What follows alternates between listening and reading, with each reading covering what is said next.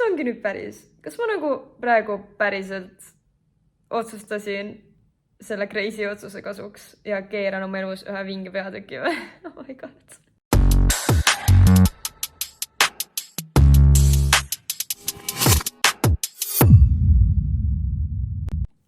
Hei, täna on 10. veebruar ja ma otsustasin teha midagi väga crazy. Nimelt, ma olen juba ammu mõelnud sellele, et ma ei taha enam Eestis olla. Sellepärast, et see on külm. Okei, praegu on ka veebruar, lumi, jääma kukkusin, nii et väga palju selliseid aspekte, mis annavad hoogu juurde. Aga jaa, täna siis 10. veebruaril ma tegin otsuse, et ma kolin maist 4 kuuks Hispaaniasse ja hakkan seal siis tööle. Kas te saate aru, ma lähen üksi 4 kuuks Hispaaniasse tööle.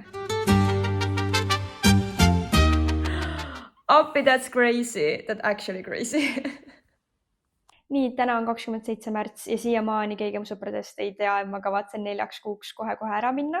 Ja enne mida ma lähen veel nädalaks ajaks siis Singapuri missikatele. Nii et juba ülehomme saavadki kõik teada, et ma lähen kohe ära, nii et tegelikult on pingeline ja natuke stressirohke, sest et nüüd hakkab ära hittima vaikselt see, ma actually lähen ära ja ma ei näe oma inimesi pikalt, nii et see sünnipäevapidu on nagu väga ideaalne. Nii et ma ei tea, kuidas inimesed reageerivad sellele. Hei, täna on 28. märts ja homme on juba see päev siis, kui ma ütlen kõigile, et ma lähen ära, ehk siis homme on ka minu sünnipäeva peopäev. Nii et I'm scared. Prepin ise ennast vaimselt ette, et inimestele rääkida, et tšau, et tuleb üks suvi ilma minuta. Olgu, tegelikult see kõik ei ole nii masendav. Mul lihtsalt toimub väike ülemõtlemine ja mul on väike stress, sellepärast, et praegu ma korraldan oma sünnipäeva, mis on siis õnneks juba homme. Siis ma käin samal ajal tööl, samal ajal prepeerin ka missivõistluste jaoks, sest mul on ju kohe missivõistlused ka käes. Ning siis ongi see, kui ma missivõistluste tagasi tulen, siis ma saangi paar päeva veel Eestis olla, kodus olla ja siis ma lähengi ära juba 4 kuuks. Nii et mul lihtsalt on kõike praegu korraga väga palju ja lihtsalt on mõned hetked, kus ma saan aru, et okei, mul on vist seda kõike natuke liiga palju ja ma ei jõua seda kõike läbi analüüsida. Aga tegelikult on kõik hästi, väga palju lahedaid mälestusi on ees ootama, sünnipäev, missikad ja tegelikult kogu see äraminek 4 kuuks, nii et kõik on hästi, lihtsalt väike stress on. Tšau, on 29. märtsi hommik, kell on 7:30 või vana kella järgi on tegelikult 6:30, sest kella keerati.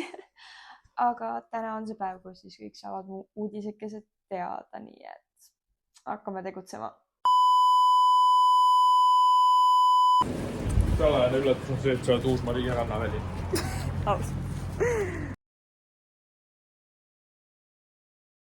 Ja siin te näete siis natukene ettevalmistusi siis sünnipäeva peoks. Hanna pani mõhupallidega tegelema, sest ma teadsin, et mul ei ole piisavalt närve selle jaoks. Meni mamma!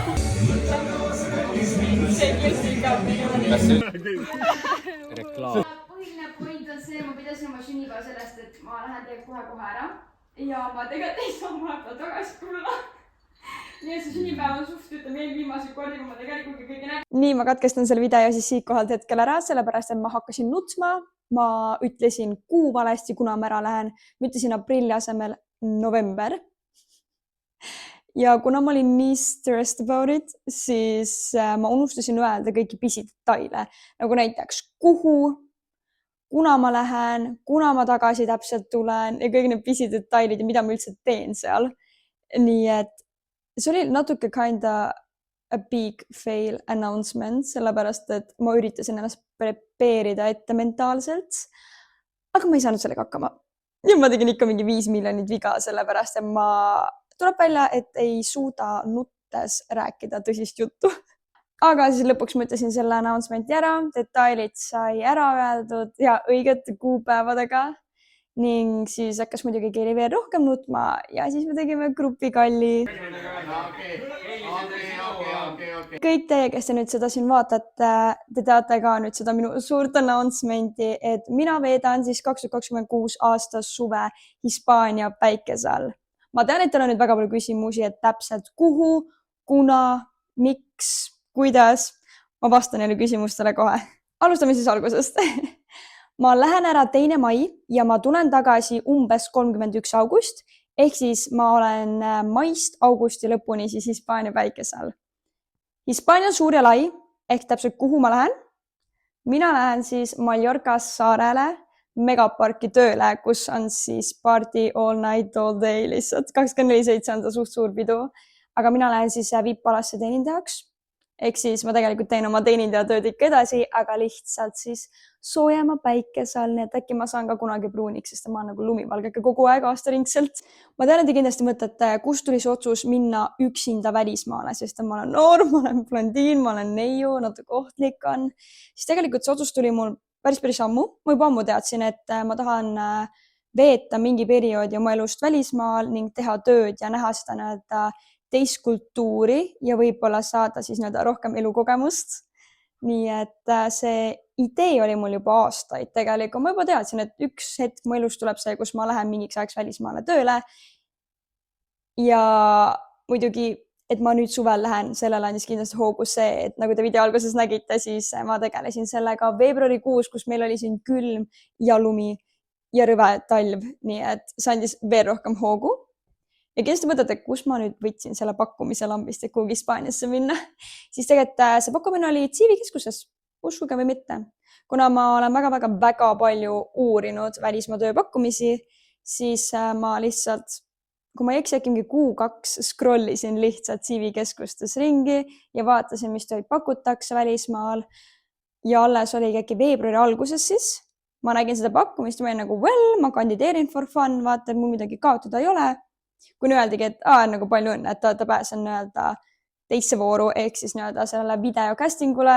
Nii et siis üks päev nüüd oligi videocasting. Seal küsiti küsimusi, mina sain rääkida, endast rääkida ja siis öeldigi, et me anname teada paari päeva jooksul siis, kas sa oled pääsenud siis nii-öelda 3. vooru. Siis ma nagu, okei, ma siis ootan. Kuni tuligi teavitus, et palju õnnetas, et ta nagu järgmisse vooru edasi. Kuigi tegelikult järgmine voor oli juba see, et ma saan ise küsimusi esitada ning mulle loeti ette ja selgitati lepingu tingimused ja kõik lepingus olevad punktid. Nagu mitte keegi mitte kunagi pole mulle lahti seletanud ühtegi töölepingut, aga nad seletasid mulle nagu täiesti detailselt kõik punktid lahti. Nii et ma ei saa öelda, ma nüüd uisapäisa lähen kuhugi välismaale tööle. Ei, see on põhjaliku taustauuringu läbinud töökoht ja põhjalikult lahti seletatud töölepinguga. Ei ole tegelikult midagi hullu. Nüüd räägime tööajast, graafikust, mis ma seal tegema hakkan.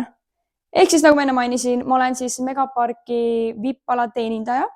Ehk siis minu töögraafik hakkab olema 6 päeva nädalas, 1 päev vaba, aga tegelikult ainult 8 tundi päevas, nii et see ei ole nii hull.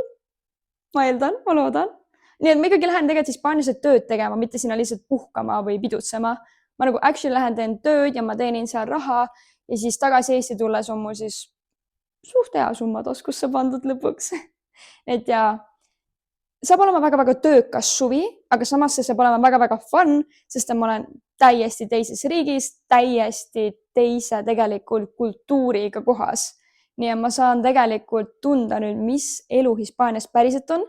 Kõik reisivad sinna, kõik ütlevad, see on väga fun, aga mul on nüüd 4 kuud aega, et päriselt näha, kuidas Hispaanias elu käib. Ja kas on siis seal kõik nii hästi, nagu kõik räägivad. Nii et tegelikult ma olen excited, ma olen stressis. Mul on siuke nagu kurbuse moment, sest et ma ei kujuta ette, kuidas ma inimestele viimast korda head aega ütlen. Sest ma olen tegelikult 4 kuud justkui stuck seal saare peal, sest et mul nagu ei ole luba saarelt lahkuda. Nii et ma olen 4 kuud jutti Hispaania saarel. Mallorcal siis. Nii et that's gonna be crazy.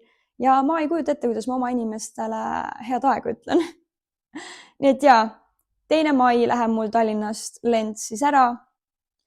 Ja siis 31. august umbes tulen siis tagasi. Aga teate, mis mu olukorra veel huvitavamaks teeb? See pisike fakt, et enne kui ma lähen tegelikult Hispaaniasse, ma lähen just Singapuri missivõistlustele. Ehk siis tänase päevaga, täna on meil 31. märts. Mul on aega Eestis olla 2 nädalat.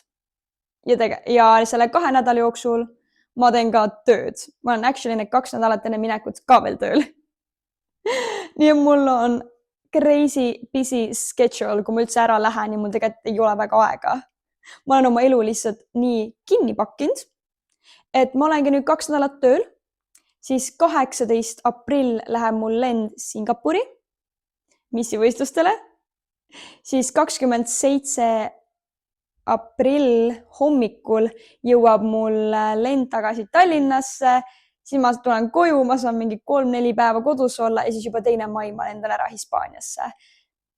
That's gonna be crazy times in my life, aga samas on väga fun, sest me elame ainult korra, mul ei ole midagi kaotada, tulebki elada, mitte lihtsalt kodus istuda ja mitte midagi teha, nii et ma saan lennata palju. That's fun. Mulle väga ei meeldi lennata, aga that's fun. 2 nädalat tööl, nädal aega Singapuris, 3 päeva kodus, 4 kuud Hispaanias. Ja siis ma tulen tagasi Eesti ja siis ma tahan tagasi kooli minna. Ja selline oli siis tänane video. See video point oligi siis teile ka teada anda selle big announcement'i, et mind ei olen terve suvi Eestis ning ma vedan siis terve suve lihtsalt Hispaania päikese all ja teen tööd. Nii et suur aitäh kõigile, kes vaatasid ja näeme siis juba järgmine video. Mwah!